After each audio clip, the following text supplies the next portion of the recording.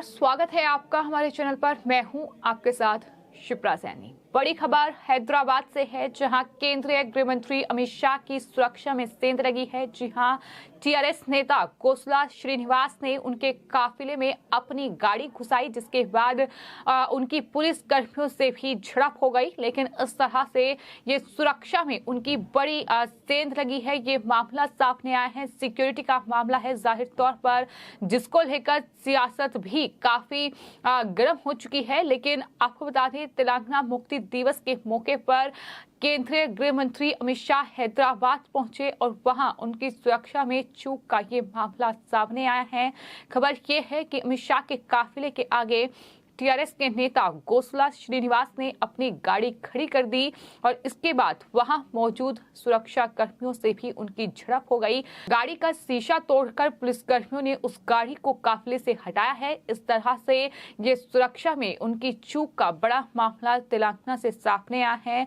वहीं टीआरएस नेता श्रीनिवास ने ये कहा है कि मैं उस वक्त तनाव में था, इसलिए कार अचानक से रुक गई। उन्होंने मेरी कार में तोड़फोड़ की है, ये आरोप उन्होंने लगा दिया है। इसके लिए मैं पुलिस अधिकारियों से इस मामले पर बात करूंगा, ये उनकी तरफ से कहा गया है। लेकिन सवाल यही है कि आखिर उनकी सुरक्षा में इतनी बड़ी चूक कैसे? मुख्यमंत्री केसीआर हैं, तो ऐसे में जाहिर तौर पर सवाल जो हैं वो टीआरएस और साथ ही केसीआर पर खड़े हो रहे हैं, क्योंकि उनकी सरकार है तो उनके ही मंत्री हैं जिन्होंने अमित शाह के काफिले में इस तरह से अपनी कार घुसाई और उसके बाद आरोप ये भी लगा दिया कि उनकी कार में तोड़फोड़ की गई है। मैं उस वक्त तनाव में था, इस तरीके की बातें उनकी तरफ से कही गई हैं। लेकिन वहीं फिलहाल हैदराबाद में कहीं ना कहीं सियासत बेहद ज्यादा गरमाई हुई है। जिस तरह से लगातार अब बयानों का दौर शुरू हो गया है। तेलंगाना मुक्ति दिवस के मौके पर हैदराबाद पहुंचे केंद्रीय गृह मंत्री अमित शाह ने वहां पहुंचकर एआईएमआईएम के चीफ असदुद्दीन ओवैसी पर बड़ा हमला बोला। उन्होंने कहा कि भारत को तो आजादी 1947 में मिल गई थी, लेकिन हैदराबाद पर आज भी निजामों का राज है। उन्होंने ये भी कहा कि यहाँ की जनता को अब सिर्फ 13 महीने के लिए इसे झेलना होगा। आपको ये बता दें कि हैदराबाद को जाहिर तौर पर असदुद्दीन ओवैसी का गढ़ माना जाता है और जिस तरह के बयान, जिस तरीके की बयानबाजी वो केंद्र सरकार यानी मोदी सरकार के खिलाफ करते हैं, उसके लिए भी वो अक्सर चर्चा में बने रहते हैं। और वहीं केंद्र सरकार और ओवैसी के बीच की लड़ाई हर कोई जानता है कि किस तरह से हर रोज आरोप प्रत्यारोप का दौर चलता है। और इसी तेलंगाना मुक्ति दिवस से पहले आयोजित तिरंगा यात्रा में जो एआईएमआईएम के चीफ हैं असदुद्दीन ओवैसी, उन्होंने बीजेपी और आरएसएस पर बड़ा हमला बोला है। उन्होंने कहा है कि सरजमी के लिए हमारे दिल में मोहब्बत है, बीजेपी और आरएसएस से मुझे सर्टिफिकेट लेने की जरूरत नहीं है, ये उनकी तरफ से कहा गया है। साथ ही उन्होंने ये भी कहा है कि जिन्होंने कुछ नहीं किया वो लोग आज लिबरेशन डे की बात करते हैं। वैसे ने ये भी कहा कि बीजेपी दिलों को तोड़ने वाली पार्टी है, बीजेपी इतिहास को भी तोड़ मरोड़ कर पेश करती है। ये उनकी तरफ से बड़ा हमला आरएसएस और बीजेपी पर बोला गया है। लगातार ओवैसी भड़के हुए हैं, तमाम बयान उनके सामने आ रहे हैं। नहीं, लफ्ज लिबरेशन ही गलत है। हैदराबाद जो है भारत का अटूट अंग था, है और रहेगा। तो लिबरेशन कहाँ है? ये तो इंटीग्रेशन हुआ हैदराबाद का। और मेरा मानना यह है कि भारत हैदराबाद के बगैर अधूरा है और हैदराबाद भारत के बगैर अधूरा है।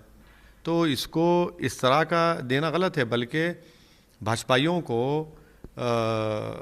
राजगोपालाचारी जो गवर्नर जनरल थे उनका पढ़ना चाहिए। उन्होंने कहा कि इस दिन को नेशनल थैंक्स गिविंग डे के तौर पर मनाना चाहिए और सबको मिलकर इस एरिया को प्रॉस्परस बनाना चाहिए और देश को मजबूत करना चाहिए।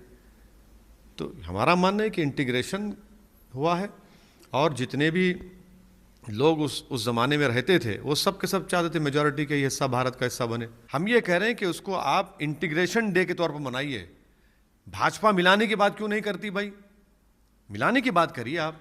क्योंकि अगले साल हैदराबाद में विधानसभा चुनाव होने हैं और जाहिर तौर पर चुनावों से पहले कहीं ना कहीं सियासी सुगबुगाहट शुरू हो गई है। बीजेपी लगातार हैदराबाद को लेकर अपनी रणनीति तैयार कर रही है कि किस तरीके से ओवैसी के गढ़ में ही उन्हें मात दी जाए।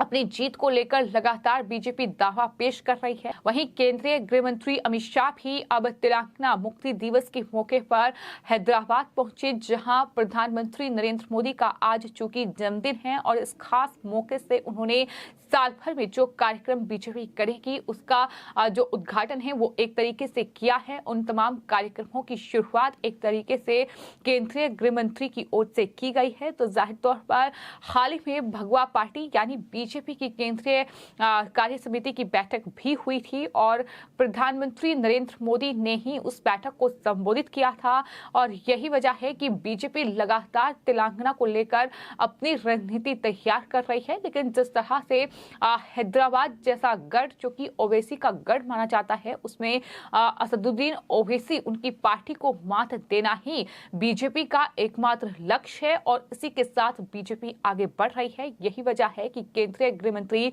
अमित शाह ने यह भी कहा कि राज्य के लोग आधिकारिक तौर पर हैदराबाद मुक्ति दिवस मनाना चाहते थे।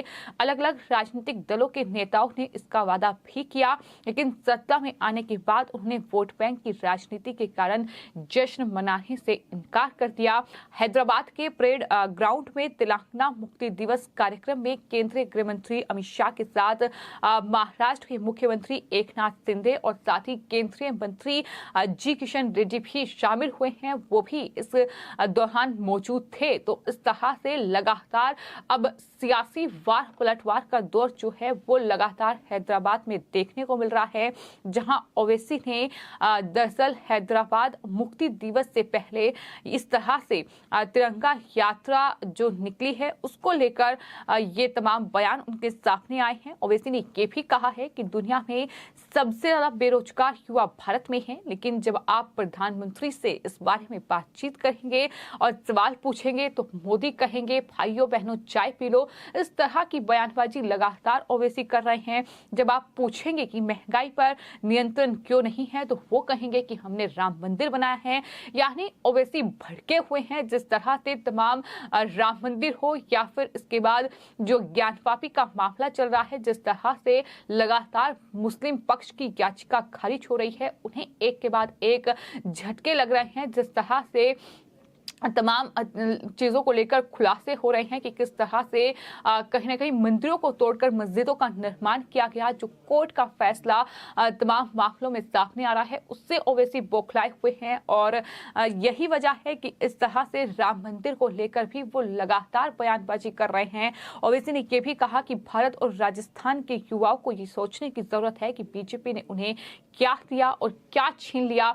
तो यही कहीं ना कहीं तमाम राज्य जहां चुनाव होने वाले हैं या फिर इस साल में चुनाव हैं, उन तमाम राज्यों को भी एक तरीके से साधने की कोशिश ओवैसी बयानों के जरिए कर रहे हैं। और इतना ही नहीं, ओवैसी ने यह भी कहा कि गंभीर मुद्दों से बचने के मामले में मोदी चीते से भी तेज है। यानी आज जो प्रधानमंत्री नरेंद्र मोदी के जन्मदिन के मौके पर नामीबिया से जो चीते लाए गए हैं भारत और मध्य प्रदेश के एक नेशनल पार्क में उन्हें शिफ्ट किया गया है, उसको लेकर भी ओवैसी लगातार बयानबाजी कर रहे हैं। और उनका कहना है कि गंभीर मुद्दों से बचने के मामले में मोदी चीते से भी तेज है। उन्हें यह भी कहा कि मोदी जी बेरोजगारी की बात होने पर तेज भागने में चीते को भी पीछे छोड़ देते हैं। मोदी जी से पूछेंगे कि चीन हमारी जमीन पर कब्जा कर गया तो मोदी जी चीते से ज्यादा तेज चले जाएंगे, लेकिन चीन नहीं बोलेगा। इस तरीके की बयानबाजी ओवैसी की ओर से लगातार हो रही है, जहां वो न सिर्फ हैदराबाद में तमाम बयानबाजी कर रहे हैं, बल्कि देश में जो मुद्दे हैं जिन पर लगातार कोर्ट का फैसला आ रहा है, राम मंदिर का मामला रहा हो, भव्य राम मंदिर का जैसे जैसे निर्माण हो रहा है और लगातार मंदिर तैयार हो रहा है, वैसे वैसे ओवैसी की बौखलाहट बढ़ रही है। इतना ही नहीं, बेरोजगारी से लेकर महंगाई और तमाम अलग अलग मुद्दों को उठाकर ओवैसी लगातार मोदी सरकार पर हमलावर हैं। लेकिन वहीं आपको बता दें, हैदराबाद पहुंचकर केंद्रीय गृह मंत्री अमित शाह ने भी ओवैसी पर बड़ा पलटवार किया है और ये कहा है कि हैदराबाद पर आज भी निजामों का राज है। उन्होंने ये भी साफ संकेत दे दिए हैं और कहा है कि यहाँ की जनता अब सिर्फ 13 महीने के लिए इसे झेलना होगा उन्हें, इसके बाद सत्ता परिवर्तन होगा, ये बड़ा दावा अमित शाह की ओर से कर दिया गया है, क्योंकि अगले साल जाहिर तौर पर हैदराबाद में विधानसभा चुनाव होने हैं और बीजेपी का ये अपना दावा है कि हैदराबाद चुनावों में बीजेपी जीत हासिल करेगी। लेकिन बीजेपी को रोकने के लिए किस तरह के हथकंडे अपनाए जा रहे हैं कि आज जो उनकी सुरक्षा में सेंध लगी है, जिस तरह से टीआरएस के नेता ने उनके काफिले में गाड़ी घुसा दी और उसके बाद इस तरह से जो है बौखलाहट भी नजर आई, और साथ ही साथ ओवैसी के तमाम बयान ये बताने के लिए काफी हैं कि कहीं ना कहीं ओवैसी तिलमिलाए हुए हैं, चूंकि हैदराबाद से बाहर निकलने में ही ओवैसी को फिलहाल मुश्किल हो रही है। फिलहाल आपकी इन तमाम मामलों पर क्या राय है, हमें कमेंट बॉक्स में जरूर लिखें और चैनल को सब्सक्राइब करें। धन्यवाद।